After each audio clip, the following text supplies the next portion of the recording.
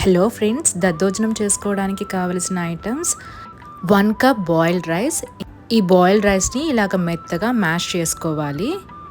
ఈ విధంగా మెత్తగా మ్యాష్ చేసుకున్న బాయిల్డ్ రైస్లో హాఫ్ గ్లాస్ కాచి చల్లార్చిన పాలని యాడ్ చేసుకొని బాగా మిక్స్ చేసుకోవాలి. ఇలా మిక్స్ చేసుకొని పక్కన పెట్టుకోవాలి.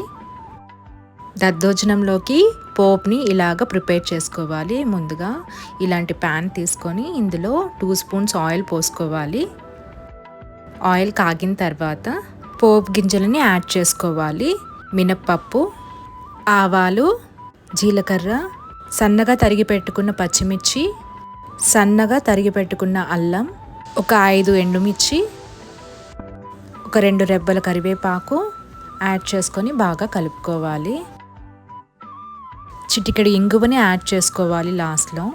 ఇప్పుడు ముందుగా పాలతో మిక్స్ చేసి పెట్టుకున్న బాయిల్డ్ రైస్లో ఇలాగా 2 కప్స్ కమ్మటి చిక్కటి పెరుగు యాడ్ చేసుకోవాలి. ఈ పెరుగుని మేము ఇంట్లోనే ప్రిపేర్ చేసామండి.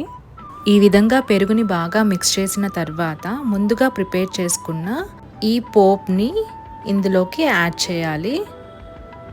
ఈ పోప్ అంతా కూడా రైస్లో బాగా మిక్స్ అయ్యేలాగా కలుపుకోవాలి.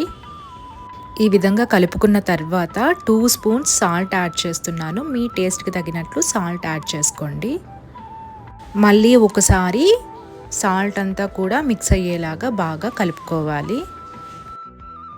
ఇంతే అండి, టేస్టీ దద్దోజనం అయితే రెడీ అయిపోయింది.